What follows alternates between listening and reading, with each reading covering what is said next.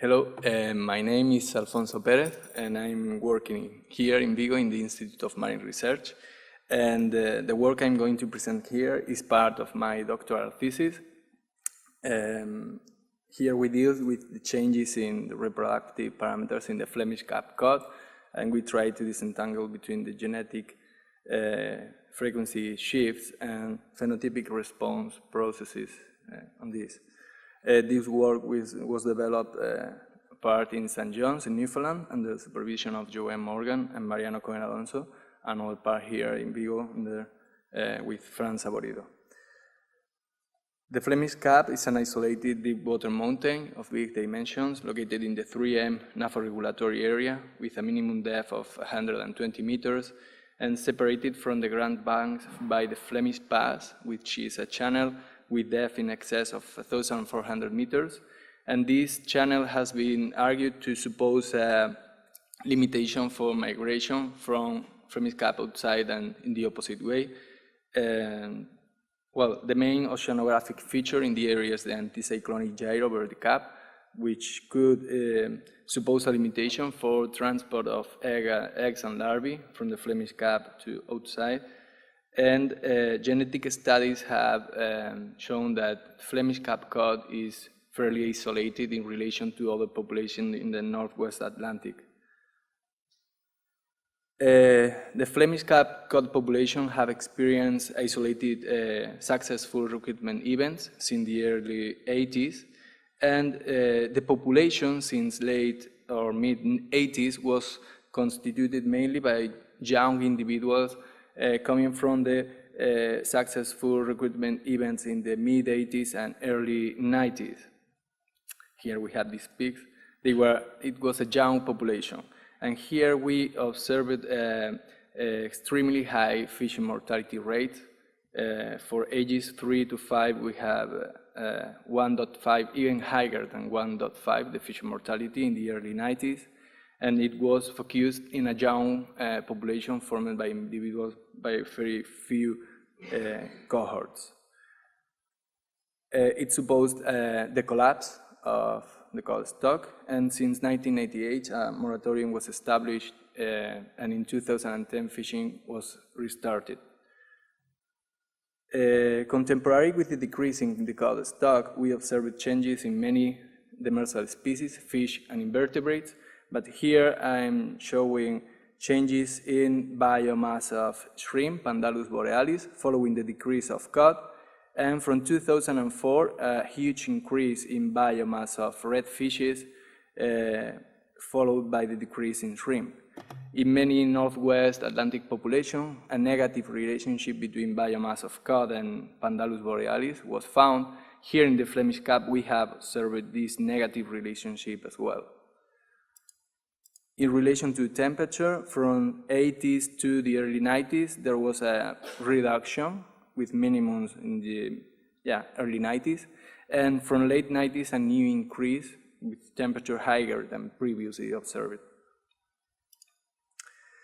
In the mid and early 90s were reported decreases in A50 and L50 by Saborido Rey and Junquera in 1998, from 5-6 years during the 90s to 3-4 years in the early and mid 90s. But later on, a new decrease in A50 was observed with values below H3 in A50. And then we have observed then high fishing pressure over young population formed by concrete cohorts. And here life history theory predicts changes at the population level in the reproductive parameters in order to increase the fitness in the current environment. And previous studies we have seen here with Peter Wright have shown that genetic shifts could occur in fish population. But we have observed also, as I've shown, changes in the environment in the demersal community and also changes in the oceanographic conditions, which could account for phenotypic plasticity, influencing to reproductive parameters. In this work, this is our main goal, differentiate these changes. Firstly, we estimated by cohorts the maturation ogives by age and length, and as we can see here, there is an overlap during the 70s and 80s. But in the early 90s, we observed here a decrease in A50 and also in L50. You can see here is the L50 and A50 decrease in the early 90s. And later on, we can see here in cohorts from the late 90s and early 21st century a new decrease in age, but we didn't see this decrease in length in L50. As you can see here, a decrease in A50 and a slight increase in L50. We estimated also the maturation reaction norms, and we followed to have 50 individuals by age and cohorts, as suggested by Barrett et al. In 2004.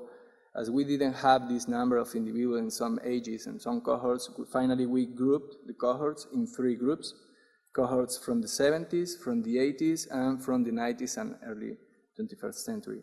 We estimated the midpoints for those ages for which we could estimate it by interpolation using this equation.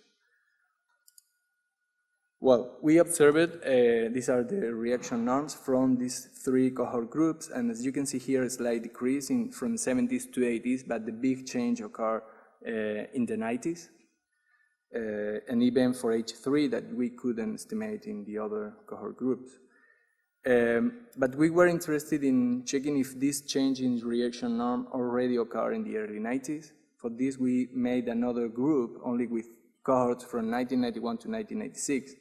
And for this group, we could only estimate the midpoint, the length at which the probability of becoming mature or maturing is 50%.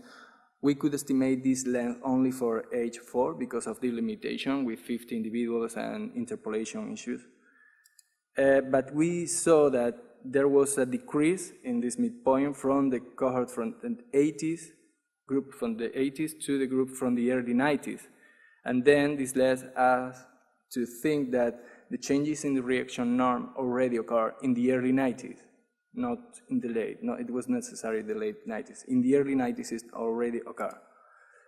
In relation to the growth curves, here we have these 4 cohort groups: 70s, 80s, early 90s, and late 90s. And as you can see here, the main change in growth occurred in the late 90s. Although we can see here an increase in growth in H1, or in size in H1, and in H2 a little bit, but the big change in the last cohort groups in the late 90s. In relation to the feeding habits, this is the juvenile cod. As you can see here, well, this is volume and this is year. You can see here this in red is hyperids and in orange is shrimp. These are the main prey items. And as you can see, at the end of the 90s, there was a decrease in hyperids consumption and an increase in shrimp consumption. We saw previously, I showed you changes in shrimp biomass in red, and here in blue we have the consumption of shrimp, that is to some extent similar, and here in the left is hyperids, abundance in red, and consumption in blue. And then you can see changes that are fairly related between the abundance in the ecosystem and the consumption by young cod. We estimated the condition index only since 1992 because we didn't have good weight previously to this year. And we estimated also the repletion index for young cod. And as you can see here, there is a high similarity between both, between the repletion index, which is an index of the amount of food eaten, and the condition index. The correlation is 0.72. And yes, and then we had changes in the ecosystem, changes in feeding habitats because of these changes, which were related with feeding habits and condition index. Then we looked at changes in the increase in growth, in size along cohorts, and we saw that the main changes occur at ages 1 and age 2. We wanted to model these changes in in size at age with the information of the condition index and temperature for this period. And as you can see here, when for H1 and for H2, where the ages that experience the most important changes, as you can see here, when both variables were included in the model, the KK information criteria was lower than when they were included separately. Condition index and bottom temperature are correlated to such extent, mainly at H2, but here the KK information criteria is telling us that despite this correlation, they are explaining different portion of variance in the growth rate or for these ages, for H1 and H2. That's why I put both together here, despite the collinearity. This is the fit of the model. As you can see here, changes in growth at H1 is well explained by the models as well as in H2. And then, gathering together the changes in the early 90s, we had extremely high fishing mortality in the late 80s and early 90s on an isolated, reduced population and young, leading to the collapse, as you can see here again. We had a decrease in A50 and L50 in the cohorts from the early 90s, as we saw previously. And we had changes in the reaction norm in the first half of the 90s. With this, we can think in genetic frequency shifts in the population toward earlier maturation. And here, changes in reaction norms. And we had also counter-trend processes, since we have no important changes in growth curves in the early 90s, as we saw here, but we had, no changes in growth, but changes in maturation. This is not explained then by phenotypic plasticity. We had a decrease in temperature, and temperature is supposed to influence. If temperatures increase, then the age of maturation decrease, but if temperature decrease, it should increase. This is a counter-trend process. The phenotypic plasticity due to temperature is not observed here. Here in the early 90s, decrease. And we have also that we didn't have a condition index for previously to 1992, and then we can't say too much about this. But we had that basing the relationship between condition and growth, and basing the relationship between condition and temperature, we know it's positive in both cases, we wouldn't expect important changes in condition during the 80s, from the 80s to the 90s, but we can't be sure about this. Hence, the hypothesis is that during the 80s and even 70s, the high fishing pressure on this isolated population will reduce the genetic pools already during the 80s, but from the 80s, late 80s to mid-90s could happen a selection of subgroup, and then we will have like a selection of subgroup with these genes coding for earlier maturation, and a reduction in the other genes in the population. In the late 80s and during the early 21st century, we had no fishing activity, and we had a variation in the ecosystem, as we saw, which led to variation in feeding opportunities and repletion index, and then this, together with changes in temperature, led to variation in condition. And we have saw that this temperature and condition explain changes in growth in the earlier ages, and an increase in growth, an increase in temperature, an increase in condition will lead to a decrease in A50. This is what we saw here, but also we saw an increase in L50. And coming back again to the reaction norm, if we have a decrease in the age at maturation, we will have an increase in L in length at maturation, and this is what we observed. And then at the end of the 90s, we think that Yeah, the causes of this decrease in L50 and increase in A50 and increase in L50 was a phenotypic plasticity basis, not genetic shift in the population.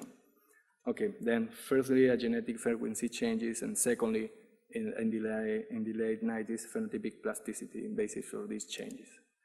And then with an ecosystem scenario nowadays, with an increase in cod population, a decrease in Pandalus and Sebastes abundance, and restarted fishing activity since 2010, we will expect in the short term a decrease in growth rate as a response to the decline in food availability, which could lead to an increase in A50, we suppose never as high in the 70s and 80s because of this genetic selection, and a slight decrease in L50 as a phenotypic response base. In relation to the long term, we'll see, depending on the intensity of the fishing activity restarted since 2010, we'll see how it happens. And thanks for your attention.